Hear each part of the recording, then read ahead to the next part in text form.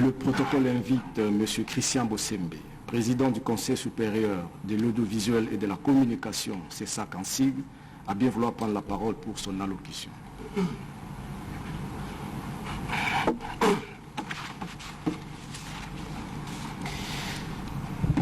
Excellence, Monsieur le Président de la République, chef de l'État, avec l'expression de nos hommages le plus déférents. Excellence, Monsieur le Ministre de Communication et de Médias, Mesdames, Mesdemoiselles et Messieurs, distingués invités, en vos titres, rangs et qualités respectifs, tout protocole réservé. Au nom du Conseil supérieur de l'audiovisuel et de la communication et au mien propre, je tiens à remercier sincèrement Son Excellence Monsieur le Président de la République, chef de l'État, d'abord pour votre attachement indéfectible à la démocratie et pour votre attention et sensibilité soutenue aux libertés fondamentales. Vous avez toujours été disponible et très engagé en ce qui concerne la presse. Je salue aussi le thème retenu par le gouvernement qui met un accent particulier sur le regard combien critique que l'on devrait tous avoir sur ce qui se passe en République démocratique du Congo. En effet, en ce moment précis de l'histoire, nous devrions tous être ensemble, mobilisés et conduits par un même élan, celui du patriotisme, et par un sens élevé des responsabilités, afin de vaincre un ennemi qui, depuis, ne fait que multiplier les fautes et les erreurs, telle la fin maladroite d'un système. À ces jours, il est fort établi que la démocratie en Afrique soulève plusieurs questions que partout ailleurs. On parle tantôt d'une démocratie importée, imposée, mal conçue, mal vécue, et de l'autre, on donne plutôt crédit à une croissance balbutiante et timide de la démocratie. Alors la critique faite à la démocratie africaine ne saurait se crédibiliser sans une réelle autopsie de certaines notions comme le pouvoir, la gouvernance, les libertés, la loi et j'en passe. Entre la mythologie du pouvoir et la science du pouvoir, quelque chose a échappé à l'intellectuel africain. Entre l'héritage du colon et le savoir ancestral, nous n'avons pas cerné la quintessence d'un détail. Aux intellectuels de le rechercher donc. Le débat sur l'âge de la démocratie au Congo côtoie souvent la question sur sa santé. Un débat d'école certes, mais qui laisse vent à des questionnements sérieux. La démocratie à quel âge au Congo? Est-ce 33 ans? 26? 22? Ou alors seulement 4 ans? Et sa santé alors? Elle est malnutrie? Anémique? Est-ce qu'elle est amnésique? Elle est en forme? Ou est-elle obèse? Plusieurs théories, mais une seule réponse, elle n'est pas à la hauteur de notre lutte. En République démocratique du Congo, la parole a été libérée un peu plus tôt qu'ailleurs, on doit le reconnaître. Elle a traversé presque tous les régimes, plusieurs constitutions, sans se perdre. Du mono au pluripartisme, du parti unique à plus de 700 aujourd'hui, la parole en RDC n'a rien à envier ailleurs. Surtout pas chez nos voisins. Et c'est presque dans ces conditions... Et c'est presque dans ces conditions que la presse a évolué dans notre pays. La presse, comme disait Napoléon et bien d'autres dirigeants, elle est les yeux et les oreilles d'un peuple, au mieux sa mémoire.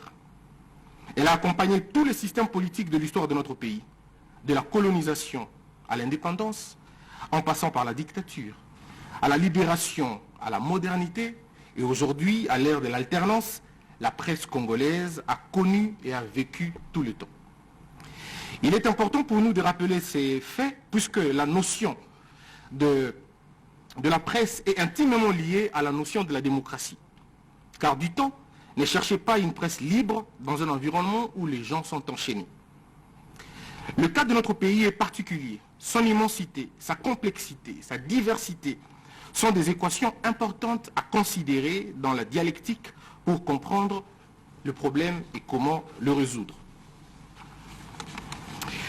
Ce 3 mai ne devrait pas seulement nous rappeler combien des journalistes sont morts, micro et stylo en main, ou combien sont ceux qui sont en prison ou en détention, alors que la place du journaliste est dans sa rédaction. Mais cette journée devrait aussi rappeler aux professionnels des médias le sens du devoir, la responsabilité qui les incombe, celle d'informer sans diviser, de dénoncer sans diffamer, de critiquer sans offenser, de parler sans faire du mal.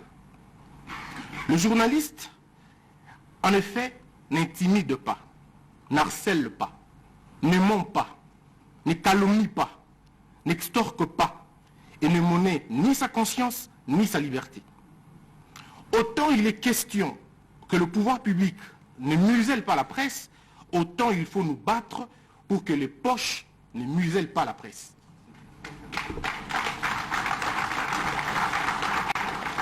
Chaque presse devrait choisir entre servir son peuple ou trahir sa mission. En ce moment, il est important de rappeler aux professionnels des médias que le pays traverse une situation d'agression lâche et barbare perpétrée par M. Kagame, qui visiblement se perd même sur les questions simples des frontières des terres.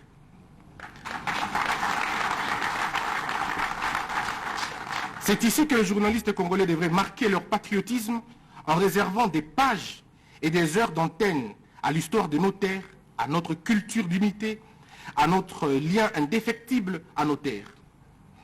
Puisque relayer le propos propagandiste du Rwanda par sa branche le M23, s'attaquer aux forces armées, insulter les institutions de la République sont contre-productifs et contribuent à nous fragiliser.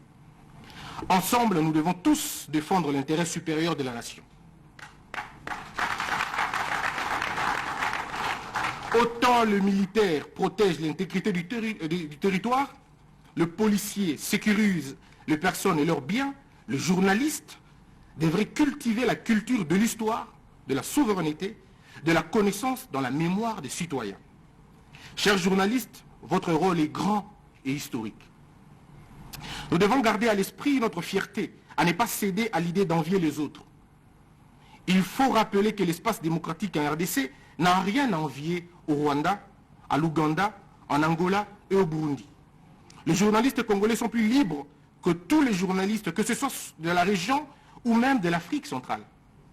C'est ici où un journaliste peut demander sans rire la paternité d'un politicien, peu importe son rang, sans crainte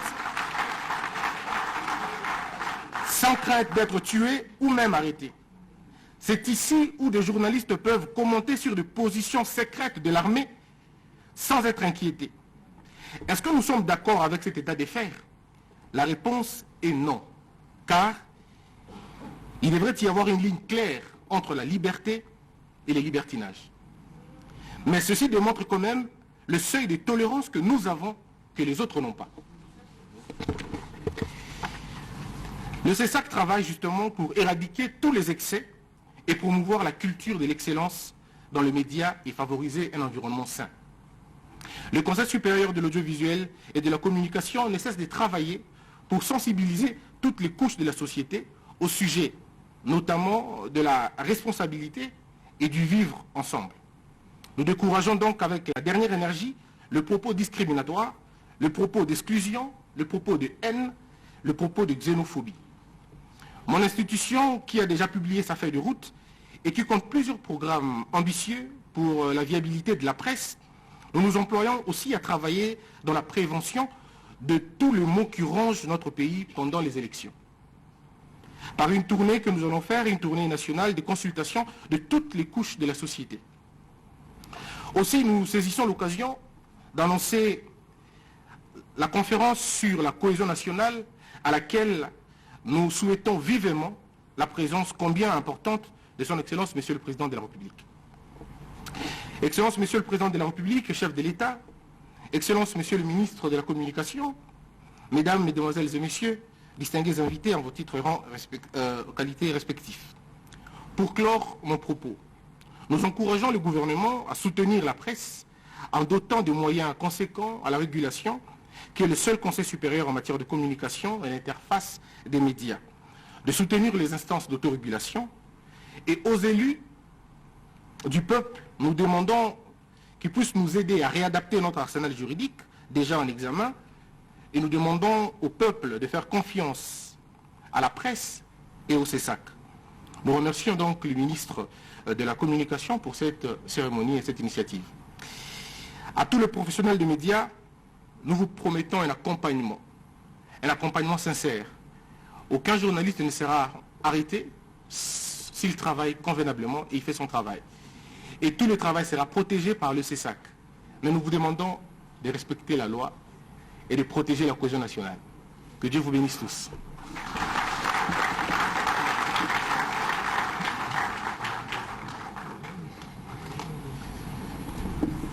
Le protocole invite son Excellence